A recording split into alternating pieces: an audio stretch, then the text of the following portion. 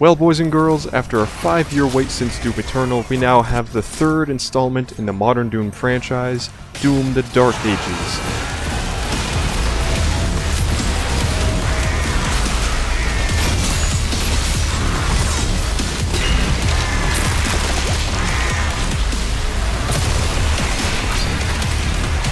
To say this game has had a mixed reception would be an understatement.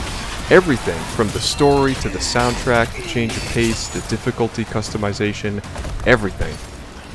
I went through a bit of a roller coaster with this game, and while I came out overall enjoying the experience, I think it had a few problems. Again, I like this game. I want that to be clear. This is a good game. I think there's some issues, and I'll cover them in this video. These are my thoughts on Doom: The Dark Ages. I really enjoyed the change of pace with this game. I know the devs said they didn't want to do the same thing again, and I respect that. I liked how Hugo Martin, the Chad himself, said they wanted Doom Eternal to feel like you were flying a fighter jet, and The Dark Ages to feel like you were commandeering a tank, and I'd say they nailed it. It also contributes to the atmosphere of this game. Why use a shield if you can double jump and dash and meat hook 100 miles per hour? So it makes sense, even if it hurt initially, to not have double jump or any fancy movement tech. I like the more grounded gameplay here. The level design is also really good. They mix it up throughout the game, which keeps it feeling fresh. Some levels are pretty linear with some exploration that branches off the beaten path. Other levels are these wide open battlefields which let you tackle objectives in any order you like. And of course you have the mech and dragon levels to shake things up. I gotta say, the wide open battlefields were my absolute favorite. I loved exploring these huge expansive arenas because these aren't usually in Doom games. 2016 and Eternal were pretty linear. There were some bigger arenas, but it wasn't like a wide open, huge landscape where you can just travel for a good 2-3 minutes to get from one end to the other. That's awesome. Overall, I'd say this game has the best variety out of all the modern Doom games. I kind of dog on it a lot in this video, but the difficulty customization really is fantastic. I love that you can just straight up change the game speed. You can make the game as hard or as easy as you like. You can make it as fast or as slow as you like. That's super cool. I can't think of really any other game that lets you just change the game speed. That's awesome. Also, a small thing, but I like that you can just buy upgrades for your guns and you don't need to do a challenge to get the final unlock. It was kind of a pain in Eternal where you had to spend all those weapon upgrade points, and then your reward was a cringe, grindy challenge, so it's nice that those are optional here. I'll be honest here, I don't really care about Doom's story. I know there's a ton of lore for the nerds that enjoy that, and frankly, I've only ever heard good things about it, but I've just never been much of a lore master in any game, really. I play video games 99% for the gameplay, and only if the story is excellently superb like Red Dead Redemption 2 will I really actually pay attention to it. With all that said, this game's story was not very good. That's it. Moving on. I saw people complaining that this game was too easy and too slow. Now, I both agree and disagree with this statement. When I first started the game, I could feel the game was holding back. The first 4 or so levels, up until the level, the Siege Part 1, really just felt bad. And then it dawned on me, just raise the difficulty. I started on Ultra Violence, and then bumped it up to Nightmare, and it instantly felt better. Enemies hit decently hard, I had to engage with the mechanics more, and it was great. And then I felt the game kind of falling behind again, so I raised it again. This time I tried raising the game speed to 110%. And, at 110%, the game felt amazing. It was faster like Doom Eternal, but instead of flying around the arena and quick swapping weapons and mods, I was dodging and weaving around projectiles and swapping weapons to the demons I was facing at the moment. More on the weapon sandbox later. A few more missions and a few hours of gameplay later, again, it felt too easy. I bumped it up to 120% speed and lowered the parry timing to the lowest. And boy oh boy did this do it for me. The game felt like it was firing on all cylinders, and it really seemed like this Doom would be my favorite. That is, for those few missions in the middle, and then it came crashing down. For anyone curious, the level I got stuck on at this difficulty was the one where you're inside the stomach of the old one. That one just has a crazy difficult arena to start off with. It was as if the devs were figuring out it was becoming too easy, too late. And the difficulty curve was tapering off, and then they just decided to jack up the difficulty by making fights last way longer than they need to, and throwing multiple bigger demons at you all at once. By the end of the game, I had just hit default, just reset the difficulty back to default, the game speed was back to 100, parry timing was back to the middle, like everything was back to normal, and I mean, it kind of sucked. You know, I was having fun with the faster change of pace, but I literally couldn't do it. You know, there was this one encounter on the last level where it would throw like a Mancubus, and then it would throw a Cyber Demon, and then it would throw like 2 Cosmic Barons. Like, this is just insane. I'd say during the middle, there was a stretch in the middle where it really was just easier. Like, my kit was just better than the enemies that I was facing. And then, it just kind of caught up, and then I just had to lower it back down, and it just felt bad. Difficulty pacing in this game is just all over the place, and maybe that's on purpose. It just pushes it onto the player to fine-tune their own experience, but I don't know. I don't love that. I don't love that philosophy.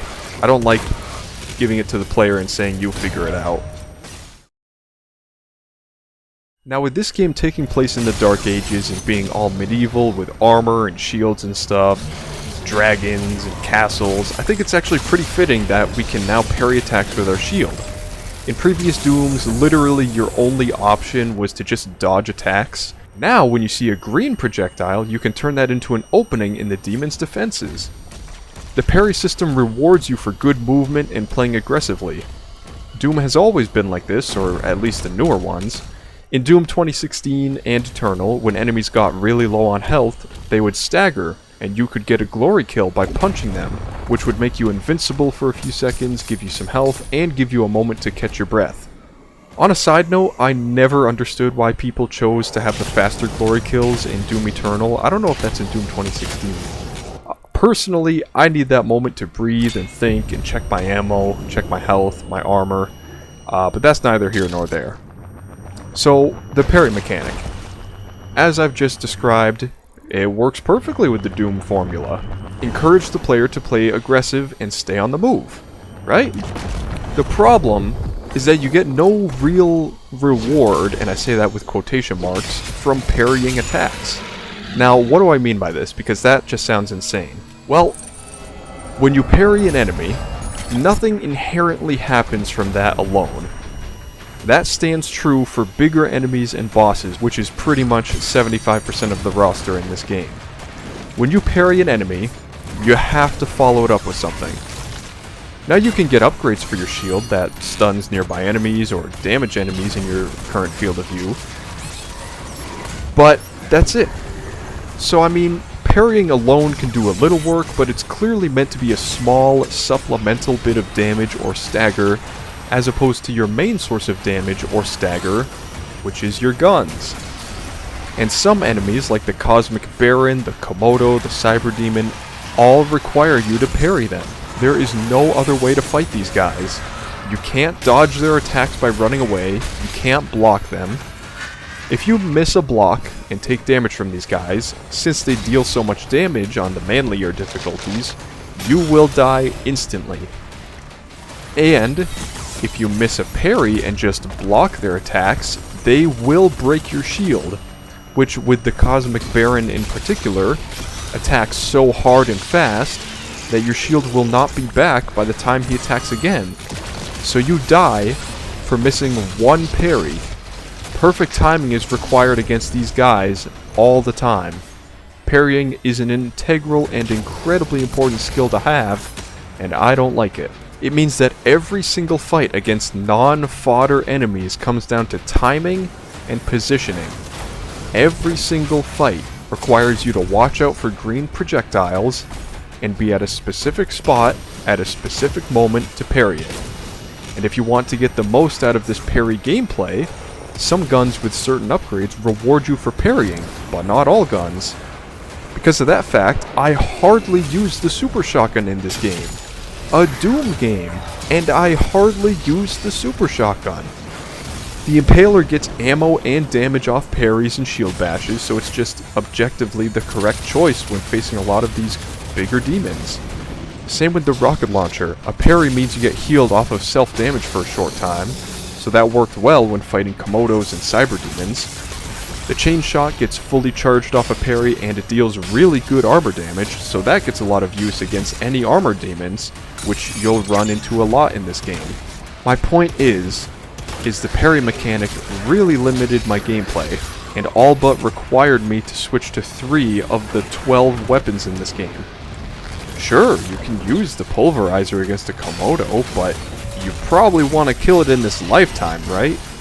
That's not going to happen. And it's so weird because there's 100 ways to bolster your parry gameplay, but basically nothing if you want to reinforce your shield throw or shield block. You had a little wiggle room in the other games in how you ripped and teared, but here, it's parry, and that's it. I used the example in Doom Eternal because that game had, I think Sentinel upgrades is what they were called. I can't remember. But you'd have these upgrades. You could hold the left trigger while in midair and you would slow your descent, you would slow down time. You could choose to have more air control, you could choose to get basically 1 free death. If you died, you would just come back to life immediately. You have a good number of passive effects, and I'll look it up and I'll pull up the rest on screen now, but you actually have a pretty good amount of control over this. You can change how the game works for you. If you want to play a certain way, you can do that. Obviously, at the end of the day, it comes down to just being aggressive and ripping and tearing, but you could kind of choose how you did it. In this game, in Doom the Dark Ages, it's parry, and that's it. There's nothing else. There's no other wiggle room. You can change what happens when you parry. You can choose to get a ton of damage with the daggers. You can use the turret to get health. You can use the shockwave thingy that will light demons on fire, but you don't even get much armor for it anyway, and that's the point. Parrying is not fun. I must say, I loved the inclusion of mechs and dragons in this game. Initially, I was kind of skeptical for the first level of each one, and much like the first few levels being toned down for the Slayer, it felt like the first mech and dragon level were like baby's first video game. Lots of pausing the game to explain how it works, which is not inherently bad, but you can tell these were meant to be tutorials for these different gameplay styles and nothing more. Literally, it'll tell you, when you see green, do a perfect dodge if you're a mech, or perfect dodge if you're the dragon. It's 2 button inputs. It's right trigger to punch or shoot, left trigger to dodge. And there's only like 3 of each mission. There's 3 mech and 3 dragon missions, so once you learn the ropes from the first tutorial level, you get very little time to actually enjoy this new change of pace. And they're spaced out so much through the campaign that each time I picked up the mech or dragon, I had to relearn the controls. But then I remembered how simple it was, so it wasn't that hard to pick it up. It was just a nuisance, if anything. They end up being more of a gimmick than a genuine expansion of the base gameplay. Remember, 3 missions. That's it. And the first level is a tutorial for each one. And the gameplay is so limited. Like, if you play as the mech, you can sprint forward, you can dodge, you can punch, and then when you build up the little circle, you can do a big epic punch, and that's it. Really not a whole lot. I really like the ending for that, where you fought the old one. That was a cool fight. But that's it. It's like you do the tutorial, and then, 7 hours later, you do another level where you fight maybe a couple more enemies, and then you do the final boss, and then you're done. That's it. You never use the mech again. You use the mech for a grand total of like half an hour, maybe 45 minutes. The dragon, you get it a bit more. You use it for, I don't know, hour and a half maybe. but that's still not a lot. And the dragon gameplay is also really limited. You can fly forward really fast, you can fly straight up, fly straight down, and then if you hold left trigger, it puts you into this kind of like turret mode where you shoot slower for some reason. I don't know why you shoot faster while flying and shorter when in turret mode. I don't know. And then you would lock onto these AA guns on different platforms and stuff, and then it would literally just be, you know, you could tape down your right trigger and then left trigger to just dodge when you see green. Like, that's it? That's your dragon gameplay? Huge missed opportunity there. I think this could have been so much more.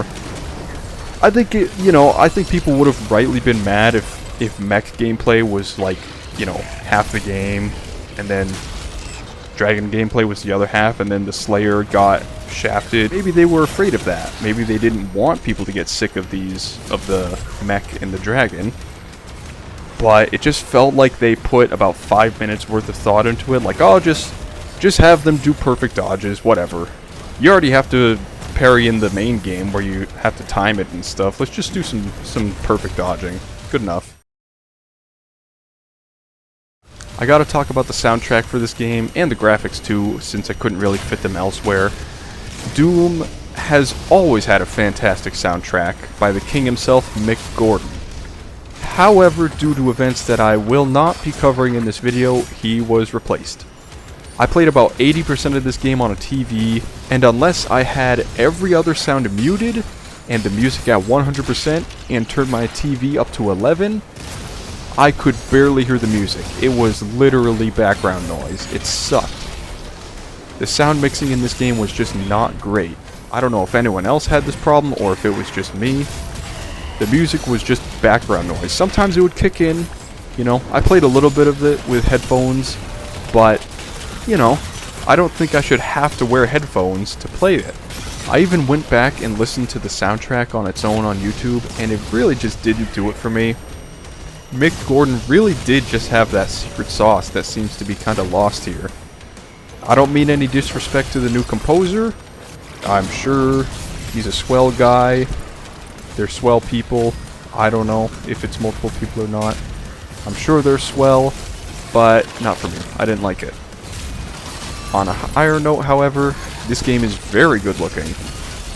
I love the medieval fantasy art style with the badass weaponry, and the demons with armor, and shields, and the cosmic realm. That is such a cool thing too. That really caught me off guard, the cosmic realm. It really reminds me of Hermaeus Mora's realm in Skyrim, in the Dragonborn DLC. So good looking, oh my god. Very, very cool. Very good stuff. And it fits perfectly into Doom. I wouldn't, you know, if you asked me, would that aesthetic fit in a Doom game, I'd be like, I don't know. Like, Doom is all red and orange with hell, and then, you know, lots of grays and blues with the Ark and UAC stuff. But you know what? The green and gray of the Cosmic Realm, the purples, it actually works pretty good. So you know what? Good work. And like I said, this game is just gorgeous looking. I mean, on the first level, I just spent a good minute or two just like walking around and just taking in the sights, and I thought it was really cool that there were a lot of wooden structures that the Slayer just walks right through. He just demolishes this stuff. Nothing stands in his way, and I loved that. So here we are. End of the video. Again, I still enjoyed my time with this. I feel like I come off more negative than I mean to. I had a really fun time. I just think it could have been even better. I think my main gripes were the difficulty, and the parrying, really. It all comes down to the gameplay. I think Doom Eternal has my favorite gameplay by far. I love that, where, you know, you're low on armor, use your flame belch, you're low on health, get a glory kill, low on ammo, use your chainsaw, and you can combo this stuff, you know. It was such a good feeling to, like, see that all your stuff is low. So what do? Well, you shoot an ice bomb, and then you flame belch them, and then maybe you take out your machine gun, switch to the twin barrels, and then just unload and get all your health and stuff back. And you got all that for being clever and comboing your abilities. This game really doesn't have that. It's about parrying and perfect dodging. There's no real comboing. it's just, yeah. So, if you like Doom as much as me, you might be disappointed. I'd still say it's worth it. I think I've said about all I have to say on this. So, thanks for watching.